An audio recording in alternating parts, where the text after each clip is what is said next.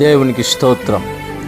కొంతమందికి దేవుడు ప్రేమించి ధనమిస్తే వారు ఆ ధనాన్ని నిత్యము వారు పాడైపోవటానికి, అనేక మందిని పాడు చేయటానికి దాన్ని వాడుతూ ఉన్నారు. సహోదరి సహోదరుడా, దేవుడు నీకు ఇచ్చిన ఆశీర్వాదాన్ని నువ్వు ఎలా వాడుతున్నావు? అది సక్రమంగా వాడుతున్నావా? నీ చేతికి దేవుడు ఇచ్చిన ధనం సరైన పనికి వాడబడుతుందా? ఇంకొకళ్ళ మేలు కోసం దాన్ని వాడుతున్నావా? లేకపోతే నిత్యము నాశనం అయిపోవటానికి ఆ ధనాన్ని నువ్వు ఉపయోగిస్తున్నావా? అది ఎంత మాత్రం జరగకూడదు.